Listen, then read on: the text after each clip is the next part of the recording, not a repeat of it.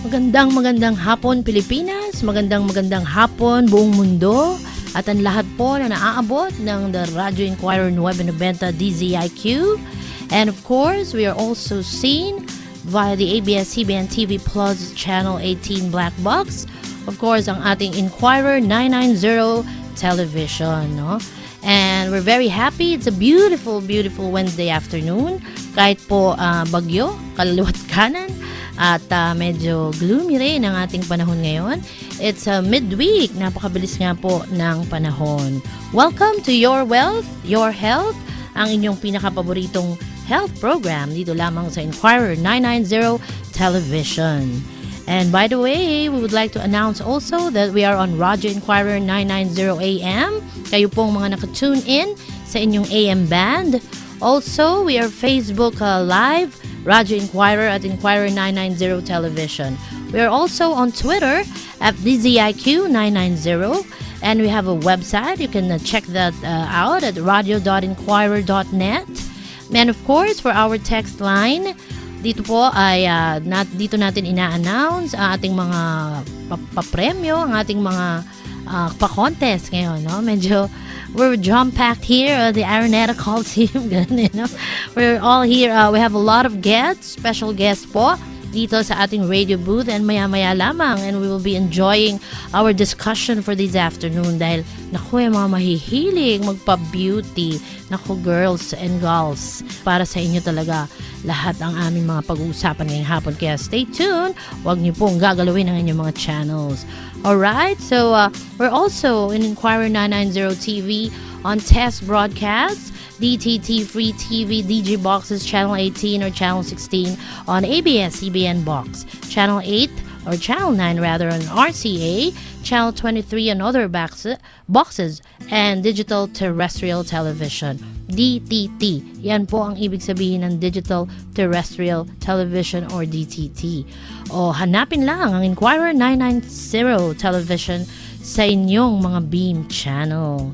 Okay, kamusta po ba? We have a countdown. Today is the third Wednesday for the month of October. Alam mo naman, ang Burr months talaga nga naman. Ayan, ilang araw na lang ay ayun, jingle bells na. Naku, excited ba kayo? Busy po ang mga sangkatauhan. Magiging digital. Hello, mga boys. Sila po ay nag-Facebook Live ata. Alright, we have a countdown, Joy. What is my countdown? Today is October 19. Okay, 67 days to go and it's Christmas. Nako, ready na ba kayo? Ready na ba kayo sa mga nalalapit na mga reunions, nalalapit na mga gatherings, di ba? Mga parties, kaliwat kanan. Ayan po. Ayan, pababa. Okay, sorry. Excited lang, okay? Natatakpan po ang inyong napakagandang face. Thank you, mga si Kuya Raulo. Parang ayaw mo. Hindi. Alright, so tuloy-tuloy po tayo ngayong Wednesday afternoon.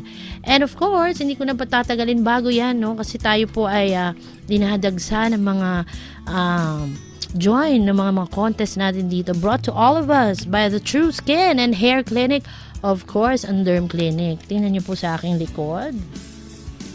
Gusto niyo po ba makatanggap ng mga naggagandahang papremyo mula sa the True Skin and Hair Clinic and Derm Clinic? You just have very easy mechanics po. You just have to like us on Facebook, the Derm Clinic fan page. All you have to do is like us on Facebook. And for the first 30 likers, so wag po tayo mag-aaway-aaway, ha? First 30 likers, time starts now. Time check is 1:09. Lahat po ng first 30 likers na mag-like na aming page, our digital team will be answering you in a short while or immediately after you like us, and you get to win special prizes from Derm Clinic. Diba, Carl?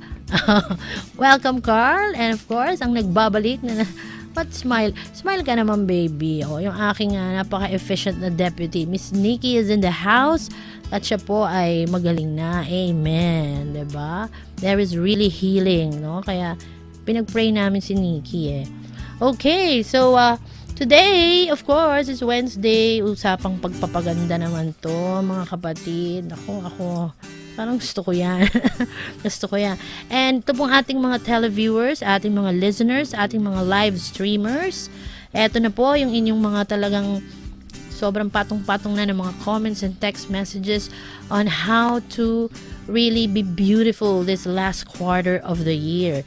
Kaya po aming sinunod-sunod no ang aming mga topics on how to be beautiful this Christmas season, di ba? And without further ado, para mahaba ang ating talakayan, napakaganda at napakapalad ko, napaunlakan ng aking mga magaganda at mga napaka loyal friends, no? At mga kaibigan, of course, sa larangan ng medisina, sa larangan ng pagpapaganda, hindi ko na po papatagalin. I'd like to welcome my very special guest, of course, si Miss Dr. Christina A. Puya, the founder and medical director of ASCI. Madam, Doktora, magandang hapon po. Magandang hapon din and good afternoon to everyone. It's nice to be here. Happy Wednesday. Wow, thank you, Mom, di ba? Mukha pa lang ni Doktora, talagang nag-glow na. Sabay ganun na na-conscious ako. Nice ko yung buhok ko. Alright, so Doktora Christina, marami pong salamat at napaunlakan nyo kami. I know you're very busy at kaya naman, di ba? Short notice talaga. And of course, hindi siya pwedeng mag-isa dahil ayaw niya. Leia, may kasama ako dapat, ha? O syempre, dito naman sa kanyang katabi, of course, at paano ko ba ito i-introduce? Ito lahat na to Parang superstar to Si Sir Rods. Ikaw na, Kuya Rods. Ikaw na, Sir, ang mag-introduce. How would you like to be introduced? Welcome to Radio Inquirer, Your Wealth, Your Health. Good afternoon to everyone. Thank you so much for that nice introduction. I'm Rodel Canque. I'm the product manager of Daewoo Pharma for our toxin lines and also our filler lines. O, diba? Yes. Diba? Parang gusto ko, ikaw kaya, sir, magbaba nung yung microphone. Okay. Yan. Very good. Para sayang naman na napaka-husky voice. And of course, we welcome also some of our friends here from the Derm Clinic Digital Team and of course, the Nabota Boy. Natatawag ko sa inyo. Alright, welcome, Sir Rod. Salamat po sa inyong pagpunta dito sa aming munting tahanan. No? Welcome to the Inquirer Group of company's radio station. So, Sir and Ma'am and Doktora, nako, tayo po ay napapanood via live stream. Tayo rin po ay napapanood sa ating mga TV channels, beam channels I've mentioned earlier. And of course, we're live also via radio. And ito ang ating mga digital campaign and all that stuff. So, marami po ang gusto magpaganda this holiday season. And I'm sure hindi lang, no? Gusto nila tuloy-tuloy na. So, ngayon po, first of all, ayan, bubuksan namin na aming linya para kung kayo po ay may mga tanong din. You just have to text us at 0916-622-0243. Alright. So, Sir Rods muna kasi sabi mo you're the parang beauty pageant ang dating I'm the product manager of Cameroon. So, Sir, ano po ba basically ang mga nauusong mga gamutan ngayon sa larangan ng face, no? Ano po ba ang mga trending ngayon sa inyong sariling pananaw, sir? Thank you so much for that nice, beautiful question, Miss Leia. Diba? Parang very beauty pageant ang format. Alright? Anyway, there are a lot of clients out there and customers who wants to beautify themselves. They want to improve something in their faces, and of course, not just in their faces, but holistic approach. It goes down to the body, of course. So, but right now we are more focused with the facial improvements, just like addressing fine lines, addressing wrinkles, Okay. and also addressing yung mga folds sa mukha. So, what we have right now, na very trendy talaga, is that the services that the clinics offers or the aesthetic clinics offers are number one, they have the filler services, which actually it gives some volume and at the same time contouring. And the next one is to address wrinkles. Okay. And the movement of the face para hindi masyadong wrinkly. And that is using toxins, of course. Ayun. Doktora, kayo po ba sa inyong paggagamot, ano po ba yung mga pinakamaraming pasyenteng, ano yung mga dinudulog nila sa inyo? Usually po, nagpupunta sila, number one, they want to look younger. Okay. Yun yung number one nila. Mm. It also depends on the type of patients, the age group. Okay. Meron kasi yung mga matatanda, they want to look good, they want to feel good. It's like two components already, not just looking good but also feeling good. The younger ones, depende when they have a lot of drinking sprees, hangover, ganyan, they also want to feel good. But yung mga they go into business, yung mga business ladies, they want to look good. So, iba naman din ang gusto nila. They want basically enhancement of facial features na mas gumanda rin sila. So, depende po kung anong klaseng population ang pumupunta sa inyo. Alright. So, sa mga, base po sa aming mga nag-gather na mga text questions nga and comments, medyo lumamang, no? Sa bilangan. Parang election lang. Lumamang po sa bilangan nga yung mga questions on paano ba tanggalin yung mga linya-linya nga na yan, no? We've been talking about this actually for yung ilang linggo na ba to? Mag-aapat na yata. You're the fourth, no? And we've been talking about how to really have this glowing skin and younger looking skin. Okay? So, ito po mga sinasabi nating, sabi nga nila, ano ba tong mga injection? Parang nakakatakot naman. Ito yung mostly lumabas na mga questions, no? Sa aming mga text line. And sabi ko nga, sige, mukhang may rami pa rin yatang hindi nakapakinig. So, again, no, we're very happy na na-invite namin kayo. So, sir, or probably Doktora will have to answer the question, no? Dok, injection, ako kasi nga, ang memory ko sa dental, takot ako dyan. Pero yun nga, merong mga napakarami namang nasa research na napakaganda ng effect ng mga injections na to. First of all, Dok, ano ba talaga ang naidudulot ng mga injectables ngayon sa ating mga lines? Okay, there are two types of injectables. Yung isa, botulinum toxin A. Ito ay ginagamit sa mga lines na that's formed due to expression, like when we frown or when we always look up, we form the horizontal lines sa forehead.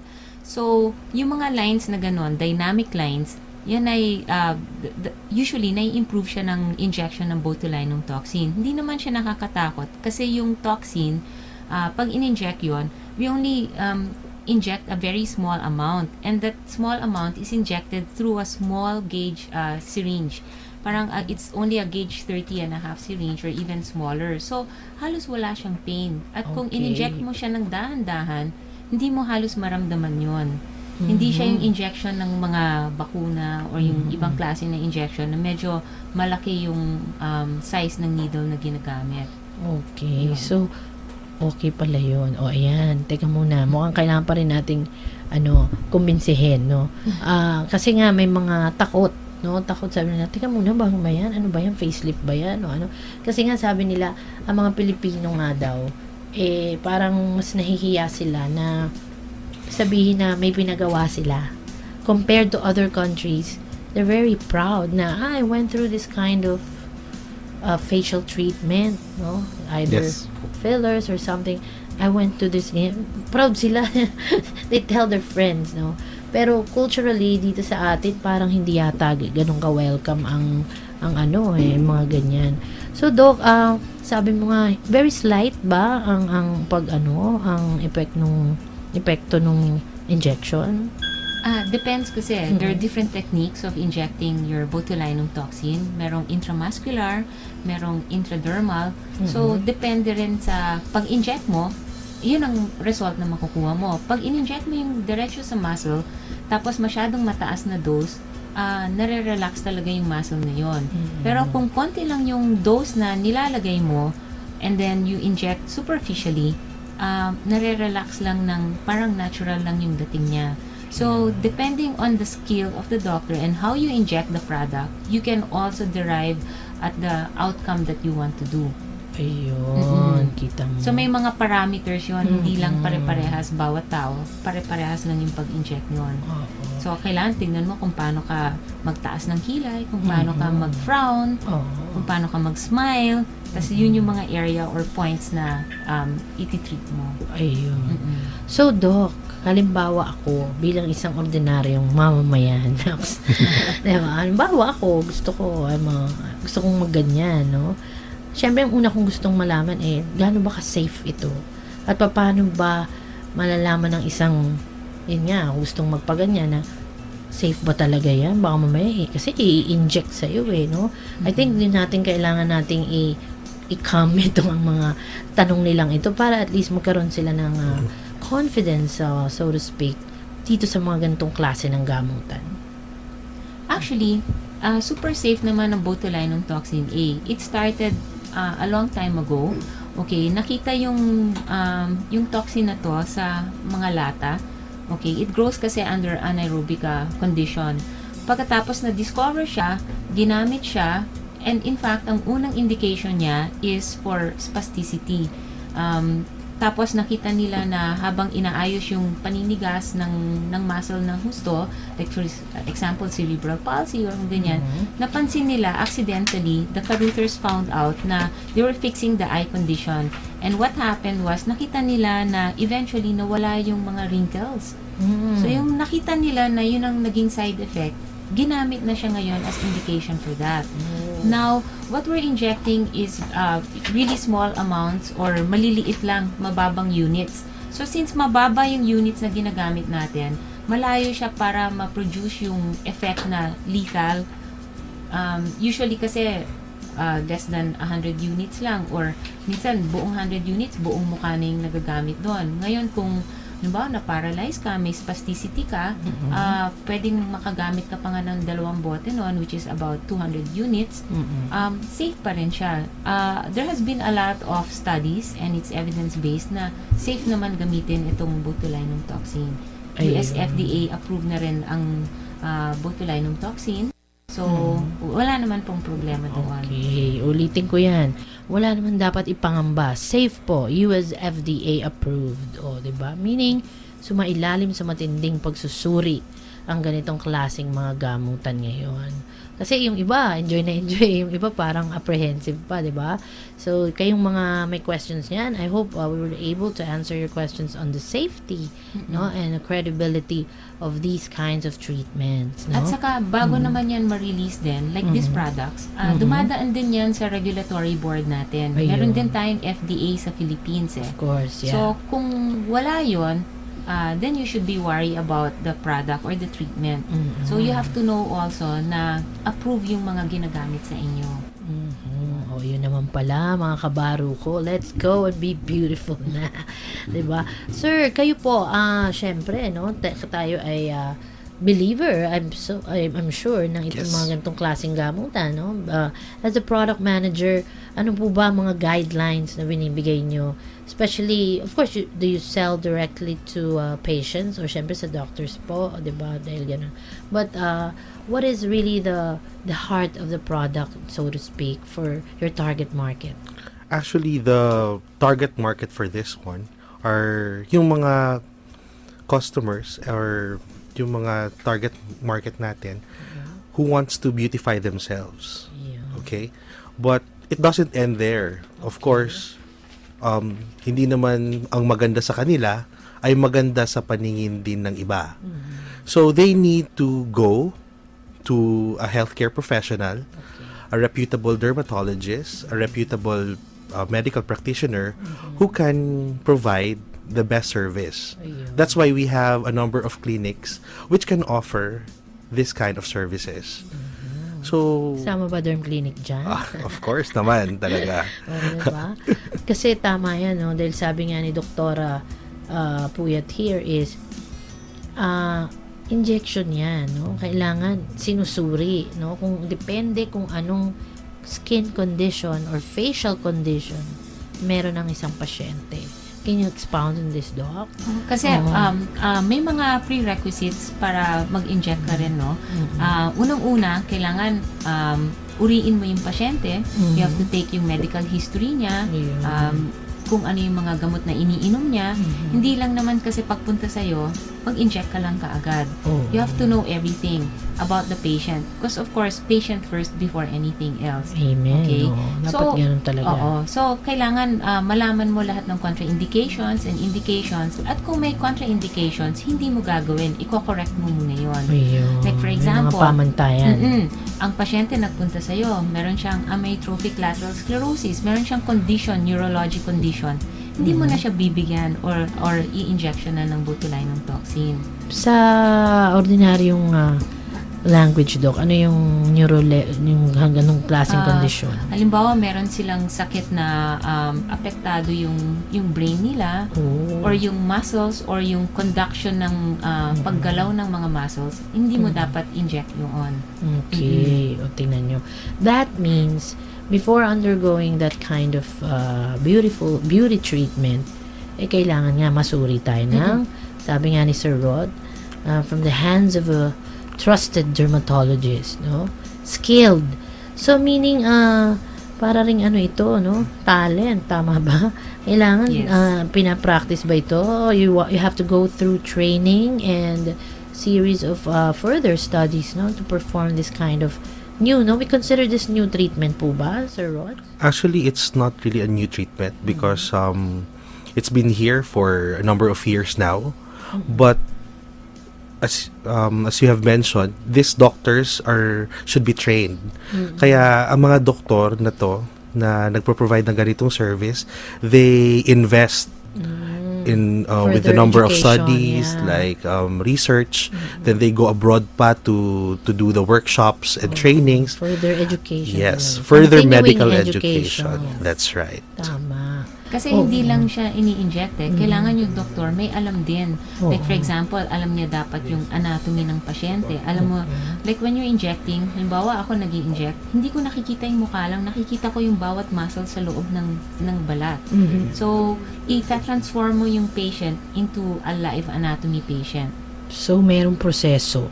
There's a See? process. Oo, there's a process in the treatment. Hindi yan, pero, according to some studies I've read, you have to correct me if I'm, Sir Rods, this is considered daw a coffee break treatment. Tama po ba? Yes, Kasi actually. mahilig ako magkape. It's a coffee break treatment, like for my friends. Pumupunta talaga sila sa mga clinics and services, like branches of chain clinics, just for 15 minutes to 20 minutes lang. So ibig sabihin, you can have lunch like 30 minutes, then after their lunch you can have the treatment. Ito ba yung So, sinasabi parang nila, ganun Doc, siya. na parang wala ring downtime? Yes, walang downtime. Oo. Hindi mo kailangan pag naturukan ka, pahinga ka na 1 linggo. Ay, hindi siya ganon. Pwede tayo, Nikki. Although sometimes, Pwede. syempre, pag nag-inject ka, minsan may other complications which are minor, Oo. like hematoma, yung nagpapasa o nagbo-bruise. Kaya kailangan tanungin mo din sa pasyente kung umiinom siya ng aspirin or kumukuha siya ng ibang supplements na nagpapanipis ng dugo. So, para less ang chance, kapag nagtitake sila nun, baka better that they come back na lang another time. Pero kung talagang gusto nila, you have to explain to the patient also na pwedeng mangyari itong mga to, na pwede kang magkaroon ng konting bleeding doon. So, may setting expectations din sa mga pasyente, no? Yes. May importante yung kasi doon nagkakaproblema. Minsan, okay to. Pag turok mo, Cinderella, tsura mo. Tapos biglang, naghematoma. Diba? So, dapat talaga maset din ang expectations. Yeah, nila. and that's the duty of the doctor, is to say to the patient the realistic expectation of what will happen at kung ano yung mga pwede pang hindi masyado positive na mangyari. But usually they're very minor lang naman. Ayun, manageable. In other Yes. words. That's right. Oh, parang kayong dalawa. Glowing ang inyong mga balat. Thank Kasama ang inyong mga photographers at videographers in the background. Okay, so kita nyo po, nasagot po ba namin? I'm sure nasagot namin ang inyong mga tanong regarding on safety, no, yung mga management, no, ng mga treatments Sure. nito. So, Doktora, last question before we pause a break, no? Ano po bang edad? May pinipili ba? May pinipili bang edad yan? O so normally, ano ba ang simulang edad talaga na pwedeng magpaganyan? Usually, mas magandang gawin to sa mga sa mga pasyente na meron na silang alam mo yun, kaya na nila magbigay ng legal consent because we also give them an informed consent form. May waiver, so to speak. Meron din yun. Pero patingin nga ng mga lines natin dyan, Kuya Arnel. Okay, so Pero minsan, ginagawa rin namin to sa mga bata na may mga cerebral palsy kasi nakaka-relax din siya ng yung paninigas. So, ginagamit din po siya sa so, bata. ang ganda pala, di ba? Therapeutic din siya. Therapeutic indication naman yun. Ang galing pala niyan. So, di ba? How can we go wrong? Parang kanta yun. Ayan yung mga ganyang kondisyon, doktora. Paano? Ayan yun, no? Para sa ating mga viewers din, makita nila. No? So, pag mga ganyan, mga ilang vial yan. Wala pang isang vial yan. Ganun talaga. Konti lang. Okay. At saka pag ganito, yung kondisyon ng pasyente, hindi lang fillers, hindi lang toxins ang kailangan niya. Kailangan i-combine mo na siya ng fillers din. Okay? Oo, yung parang last week yung napag-usapan namin, mga facial fillers ang pinag-usapan namin. So, kasi today, our topic is about toxins, di ba? Itong mga nagtatanong nga sa atin, yung mga nagkalat ng mga toxins ng mga beauty treatments these days, no? And eto nga po, we're shedding light, we're giving you the necessary information na gusto ninyong malaman para po mas-set ang inyong expectations on these facial treatments, di ba? Ayan naman pala. So, pwede bang magtanong kung magkano ang isang treatment? Malalaman nyo yan sa pagbabalik namin mamaya ng Your Wealth, Your Health. Diyan naman po kayo. Marami po kaming mga information na isi-share sa inyong lahat. We'll be right back.